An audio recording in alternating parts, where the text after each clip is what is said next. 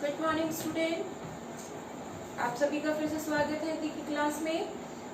बच्चों, पिछली क्लास में हमने औपचारिक पत्र लिखा था जिसमें हमने बीमार होने पर प्रधानाचार्य जी से 2 दिन के लिए अवकाश मांगा था, है ना।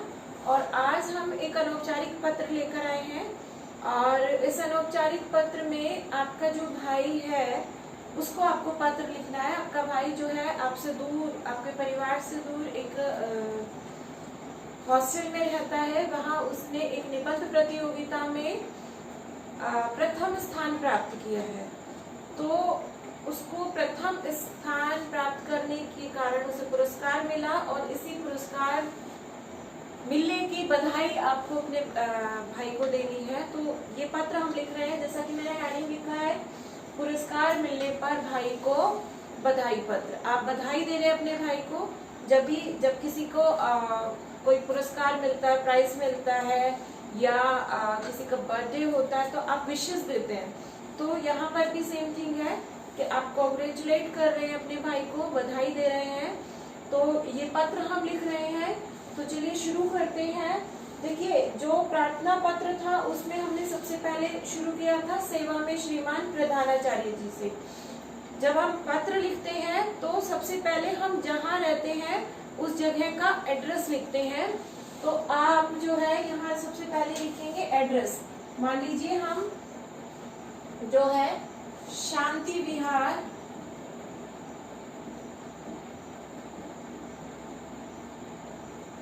में रहते हैं, ठीक है। तो ये हमारी जो है कॉलोनी का नाम हो गया। और इससे पहले हम लिखते हैं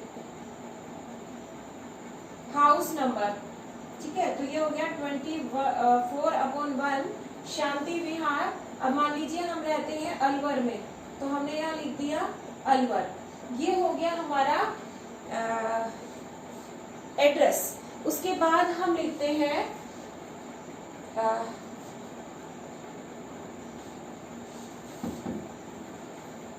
उसके बाद अपने भाई, जो भाई है वो छोटा है, तो हम लिखेंगे प्रिय अशोक, या जो भी आपके भाई का नाम है। आप अपनी मर्जी से भी लिख सकते हैं, जो भी आपका भाई का नाम आप लिखना चाहें। और बड़े हो इसलिए आप अपने भाई को ब्लेसिंग्स दोगे, तो यहाँ लिख दोगे खुश रहो, ठीक है। उसके बाद शुरू करते हैं कि कल तुम्हारा पत्र मुझे मिला। और क्योंकि भाई तो हॉस्टल में रहता है, वहां से पहले भाई का पत्र आया किस तरीके से मुझे अपने विद्यालय में निबंध प्रतियोगिता में प्रथम आने पर पुरस्कार दिया गया। तो उसी के पत्र के जवाब में अब आप पत्र लिख रहे हो कि कल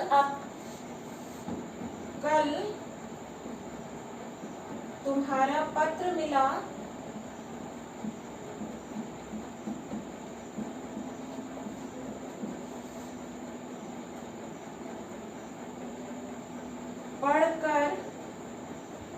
पत्र को पढ़कर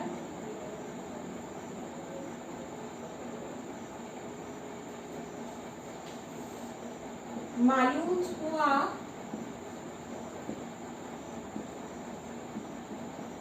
कि तुम्हें निबंध प्रतियोगिता में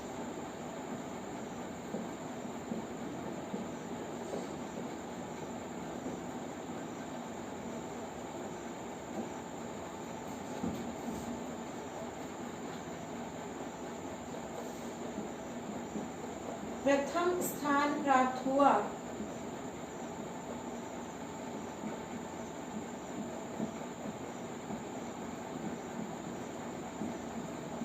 है, जिसके लिए तुम्हें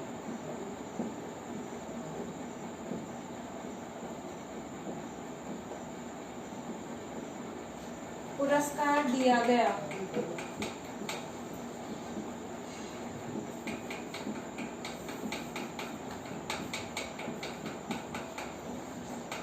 ये आपने जवाब में लिखा कि कल तुम्हारा पत्र मिला, पत्र को पढ़कर मालूम हुआ कि तुम्हें निबंध प्रतियोगिता में प्रथम स्थान प्राप्त हुआ है, जिसके लिए तुम्हें पुरस्कार दिया गया। यह समाचार सुनकर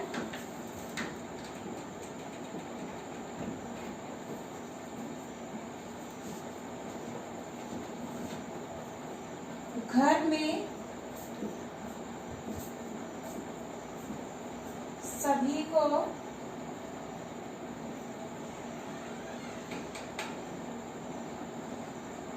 बहुत खुशी हुई।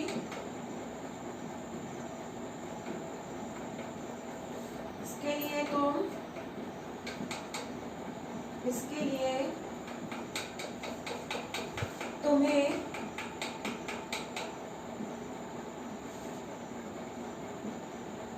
ढेर सारी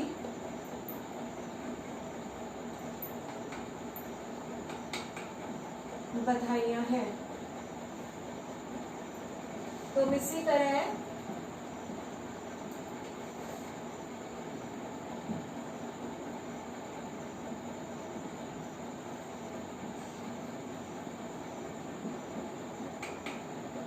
हम सबका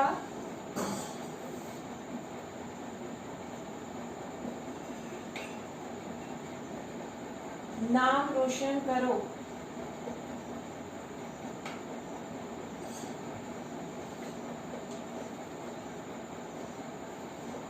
ठीक है स्टूडेंट, ये हो गया हमारा पत्र कि कल तुम्हारा पत्र मिला। पत्र को पढ़कर मालूम हुआ कि तुम्हें निबंध प्रतियोगिता में प्रथम स्थान प्राप्त हुआ, जिसके लिए तुम्हें पुरस्कार दिया गया।